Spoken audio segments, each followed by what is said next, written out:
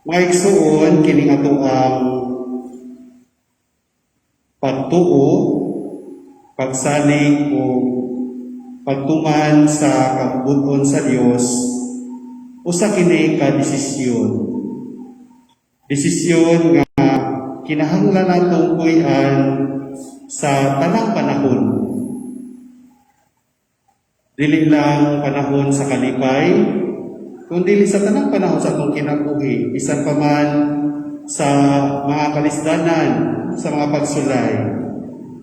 Mao ni ang mensahe sa ato ang mga pagbasa karon, labi na sa unang pagbasa ug sa ebanghelyo nga atong nadungog. Ang pagbasa sa unang pagbasa gikan sa basahon ni Jose, miingon si Jose dinhi nung ipatawag niya ang katawhan. Ingon siya, kung dili ka mo andal pag-alagad sa Ginoo, pagpili karong adlaw kung kinsay alagaran ninyo. Ang mga Dios ba nga gialagaran sa inyong mga katigulangan dito sa Mesopotamia? O ang mga Dios ba nga amurihanon dinhi sa yuta nga gipuy-an ninyo karon?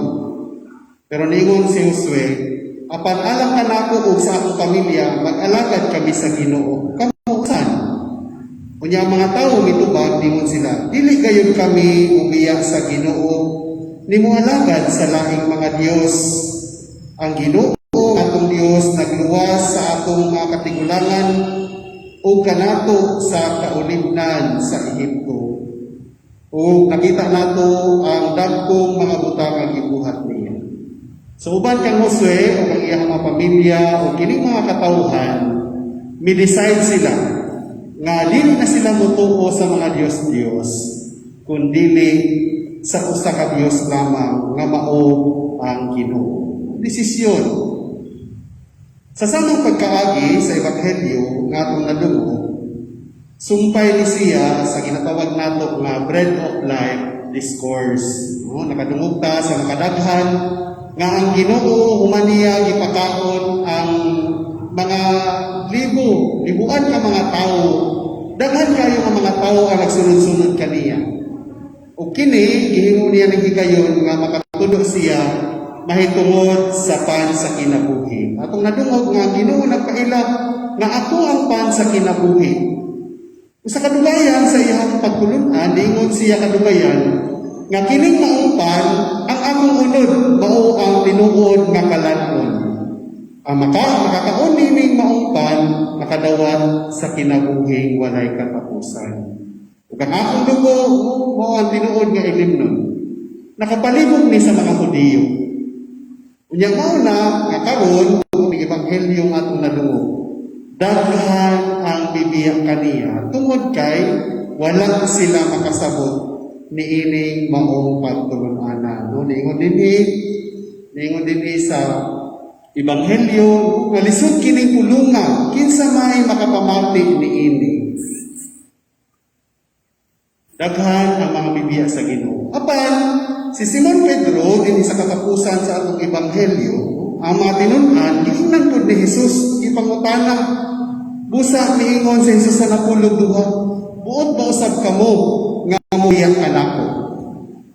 Pero unsa man ang desisyon, ang nitubag dinhi si Simon Pedro, niingon siya na on behalf sa tanan nga mga apostoles, niingon siya, Ginoo, kang kinsa man kami moadto, anaa kanimo ang mga pulong sa kinabuhing dayon, ug kami mituo ug nasayon nga ikaw mao ang balaan sa Dios. Ni-decide sila nga magpabilin sila sa Ginoo. Mao na mga igsuon sa ato ang pagpadayon sa ato ang kinabuhi. Daghan man gyud ta ug maagian nga mga kalipay, apan apoy maagian nato nga mga kalisdanan labi na hangtod karon nga nagatubang pa kita ining problema sa pandemya uban pa nga mga problema nato. Nakapabugnaw ba kini sa ato ang pagtuo, pagsalig ug pagtuman sa mga sugo sa atong Ginoo? Ug kini no gihagit kitang tanan sa pag-decide niini. Personal decision, personal commitment sa Ginoo nga taliwala nini mga Kristiyanan upadayon kita sa pagtuman, pagsalig o pagtuo kaniya. Mao ni ang imahen din ni Josue ug ni mga tao ug ni Simon Pedro uban sa matinud-an ni Jesus. Nataliwala sa panahon sa pagsulay, nagpabilin sila sa ilang hingpit nga pagtuo diha sa Dios. Ug yahod ko kita sa pagbuhat sama imong Ginoo pa.